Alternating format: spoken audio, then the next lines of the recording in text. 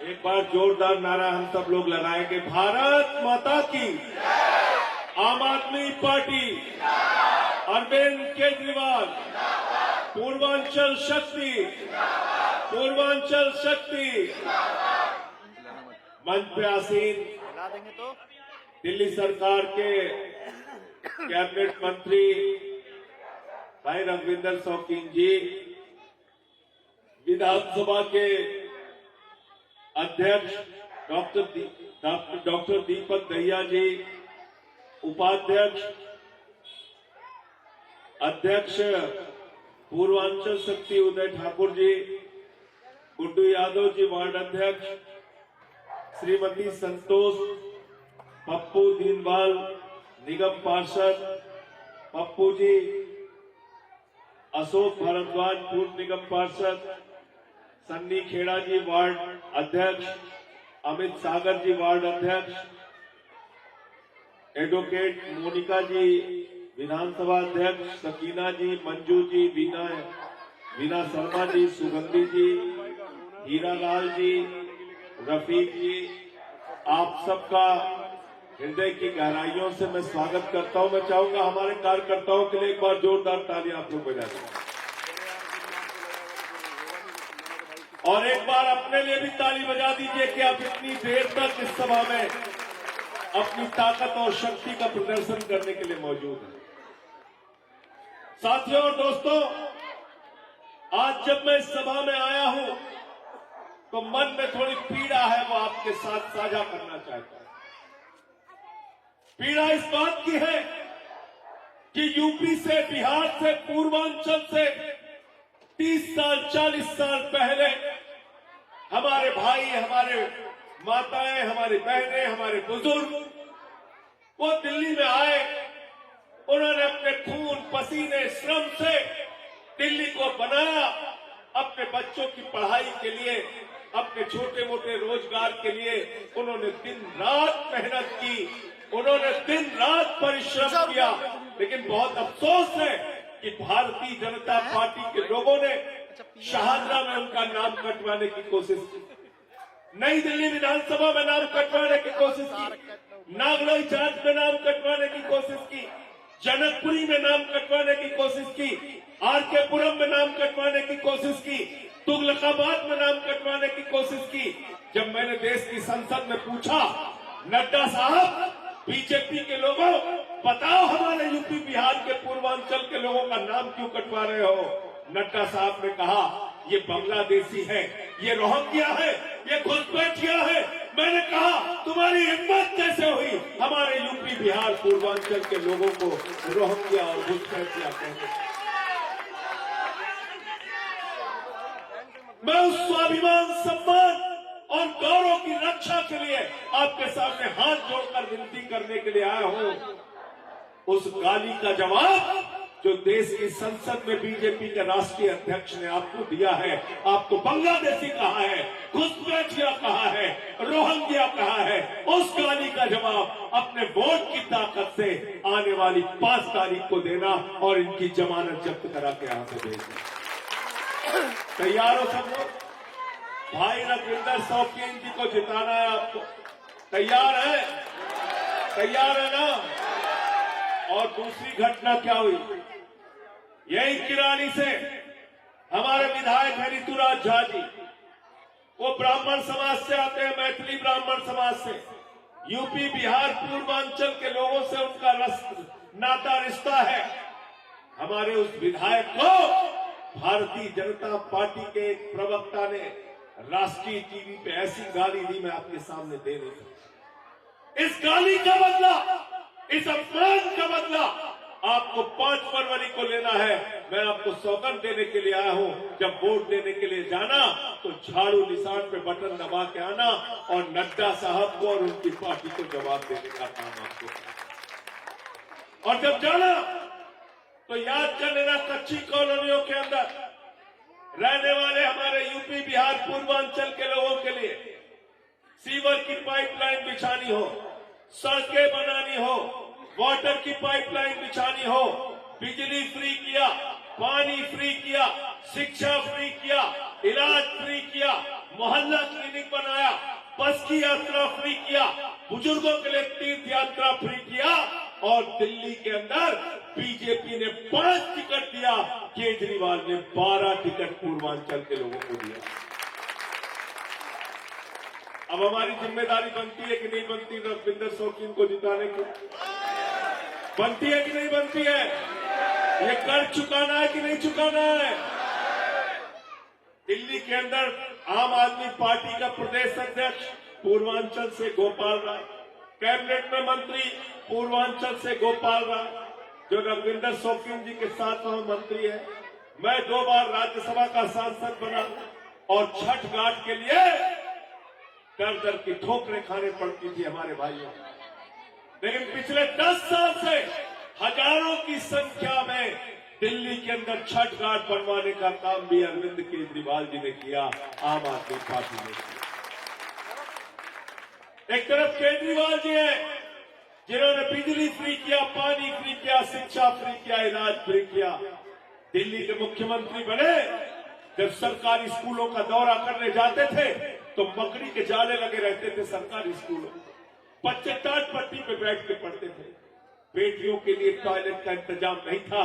आज उन्हीं सरकारी स्कूलों में आपके बच्चों की पढ़ाई के लिए एयर कंडीशन कमरे अरविंद केजरीवाल जी ने बनवाए।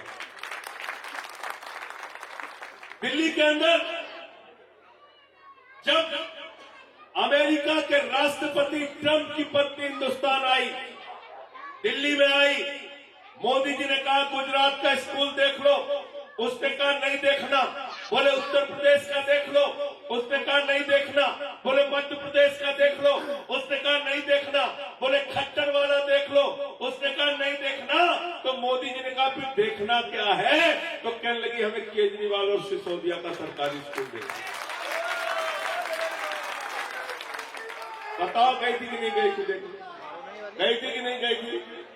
ट्रंप की पत्नी ने दिल्ली का सरकारी स्कूल देखा था कि नहीं देखा था? पहले लोग कहते थे अमेरिका से सीखो, अमेरिका से सीखो। आज अमेरिका वाला कह रहा है केजरीवाल से सीखो, टोपी वालों से सीखो, रविंदर शौकीन से सीखो, इन लोगों से सीखो स्कूल कैसे बनते। हमने दिल्ली के अंदर मोहल्ला क्लिनिक बनाया जिसमें 200 तरह की जांच फ्री होती है, अल्ट्रासाउंड मुफ्त में होता है, दवाएं मुफ्त में मिलती है। हमने दिल्ली में फरिश्ते स्कीम बनाई। हमने कहा रास्ते में किसी का एक्सीडेंट हो जाए तो छोड़ के भागना नहीं, उसके लिए फरिश्ते बन जाना, उसको उठा के अस्पताल पहुंचाने का भी 2000 रुपए केजरीवाल जी की सरकार देगी, और इलाज में 50 लाख भी खर्चा होगा तो अरविंद केजरीवाल जी बनाया नहीं बनाया? बताओ, बनाया स्कीम बनाया कि नहीं बनाया? फरिश्ते जब हम लोग जाते थे छुट्टियों में प्रचार करने के लिए केजरीवाल साहब के साथ, माताएं बहनें निकलती थी, बुजुर्ग निकलते थे, मुझे याद है, हाथ पकड़ के कहते थे केजरीवाल साहब बीवी का गहना गिरवी रख दिया बिजली का बिल चुकाने के लिए, मोटरसाइकिल बेच दी बिजली का बिल चुकाने के लिए, घर की फ्रीज बेच दी बिजली का बिल चुकाने के लिए। अरविंद केजरीवाल भारत के पहले मुख्यमंत्री हैं जिन्होंने कहा गरीब के घर में रोशनी तो होनी चाहिए, लेकिन उस रोशनी की कोई कीमत नहीं होनी चाहिए। जीरो बिजली का बिल, जीरो जीरो। नारा लगता है दिल्ली के अंदर, बिजली का बिल है जीरो, बिजली का बिल है जीरो, पानी का बिल है जीरो, बस का किराया है जीरो, तीर्थ यात्रा का किराया है जीरो, सब कुछ जीरो कर दिया। भाजपाई पागल हो गए, कहने लगे तो बजट बर्बाद कर देंगे केजरीवाल। अरे बिजली फ्री नहीं दे सकते, पानी फ्री नहीं दे सकते, दिल्ली का बजट बर्बाद हो जाएगा। अरविंद केजरीवाल ने कहा मैं इनकम टैक्स का कमिश्नर रहा हूं, मुझे मालूम है पैसा कहां से निकालना होता है, हमको जनता के लिए पैसा निकालना है, तुमको अडानी के खाते में पैसा देना है। मोदी अडानी की चिंता करता है, केजरीवाल आपकी चिंता करता है। 10 साल में सब कुछ फ्री देने के बाद अरविंद केजरीवाल ने दिल्ली के अंदर मुनाफे का बजट दिया और अब ऐलान किया है, ध्यान से सुनिएगा, गारंटी दी है अरविंद केजरीवाल ने 8 फरवरी को मुख्यमंत्री बनने के बाद हमारी माताओं बहनों के खाते में हर महीने 2100 रुपए की महिला सम्मान राशि आएगी। अगर एक घर में 5 महिलाएं हैं तो 10,500 रुपए उनके घर में आएगा, हर महीने आएगा। फॉर्म भरा है सब लोग? मोनिका जी फॉर्म भरवाया सबका है? जिसका रह गया है वो चुनाव के बाद फिर फॉर्म भर लेगा, लेकिन आपके खाते में 2100 रुपए की महिला सम्मान राशि जरूर आएगी। 60 साल के ऊपर के बुजुर्गों के लिए, जिनको कई बार उनके बच्चे छोड़ देते हैं, पिता बूढ़ा हो गया इलाज कैसे कराऊं, मां बूढ़ी हो गई इलाज कैसे कराऊं, केजरीवाल ने कहा चिंता मत करना, 1 लाख से लेकर 50 लाख तक का भी खर्चा होगा तो केजरीवाल इलाज कराएंगे, आम आदमी पार्टी इलाज कराएंगे। संजीवनी स्कीम लागू की, दिल्ली के अंदर पुजारियों के लिए, ग्रंथियों के लिए 18,000 रुपए की सम्मान राशि देने का ऐलान किया। और किराएदार पहुंचे केजरीवाल जी के पास, बोले लाखों लोगों को फायदा होता है दिल्ली में आपकी स्कीम का, लेकिन कुछ किराएदार हैं जिनको फायदा नहीं होता। केजरीवाल जी ने कहा किराएदारों का मीटर अलग लगवाऊंगा और बिजली पानी का सारा फायदा उनको भी मिलेगा।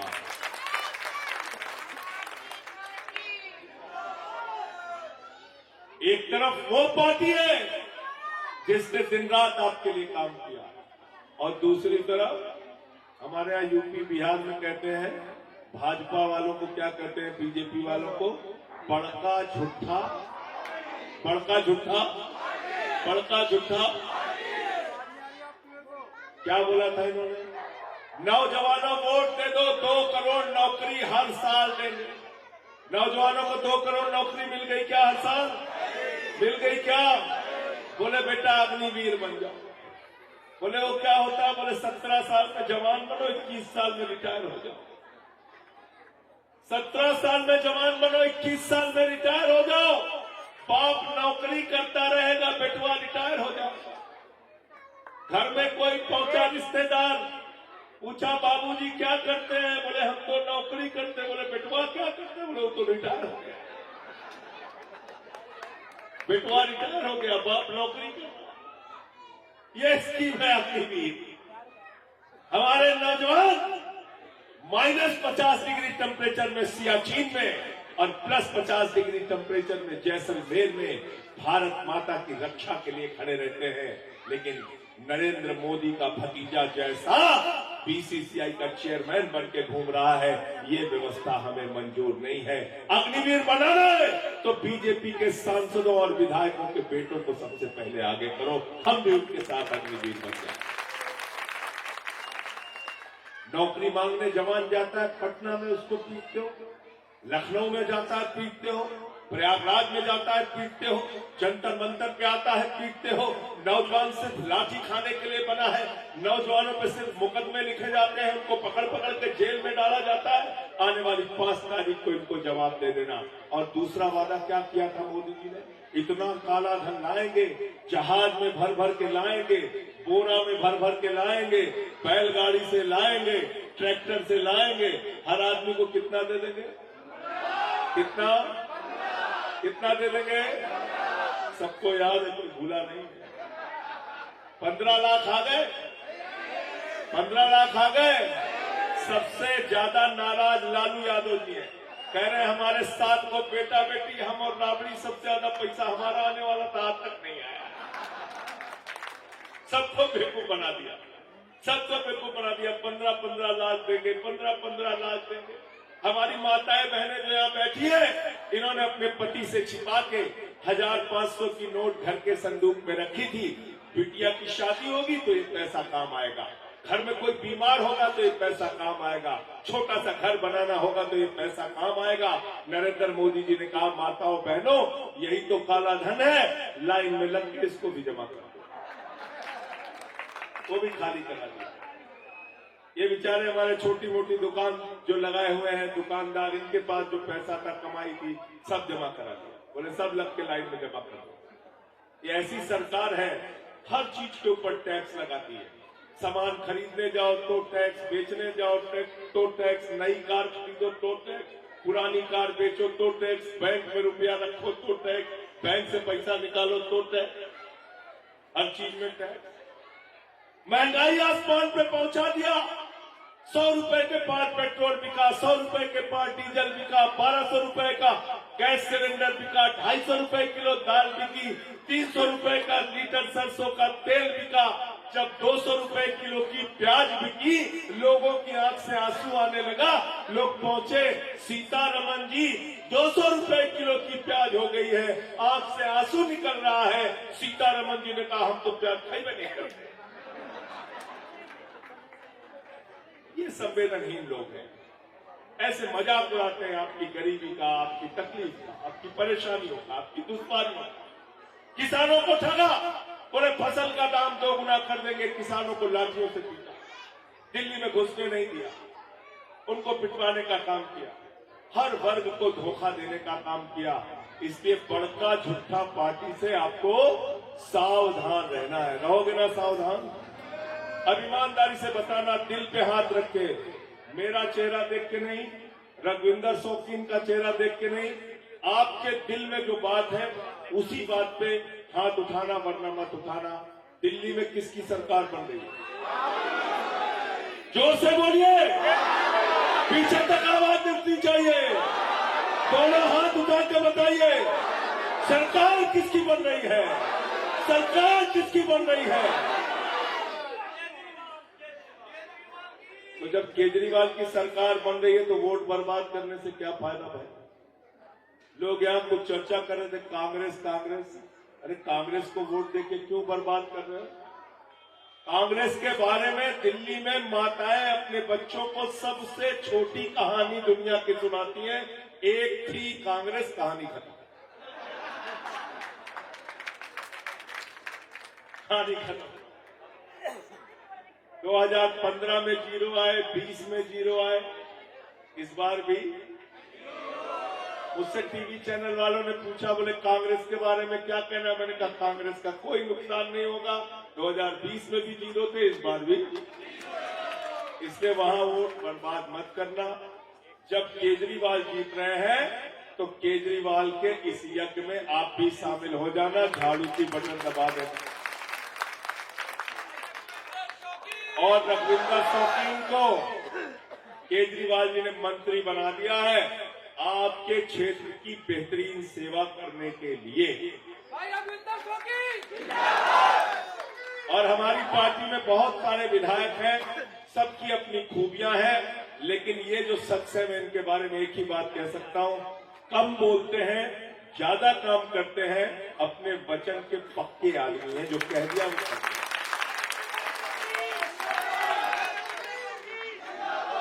गलत तो नहीं कह रहा?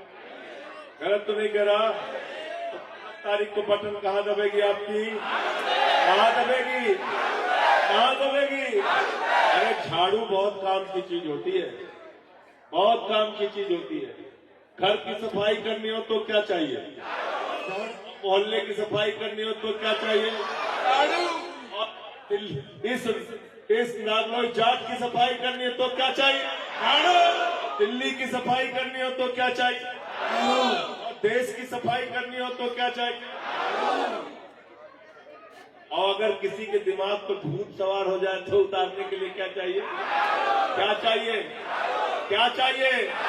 हमारे यूपी बिहार में जब किसी को भूत सवार हो जाता है तो 4 लोग उसकी टंगड़ी पकड़ के लेके जाते हैं ओझा के पास। ओझवा उसको मार झाड़ू, मार झाड़ू, मार झाड़ू, उसका भूत उतार देता है। हमसे भाजपा ये बड़ा नाराज हो गए, हमसे कहने लगे कि संजय सिंह जी आप कैसे कह रहे हैं कि हमारे ऊपर भूत सवार है?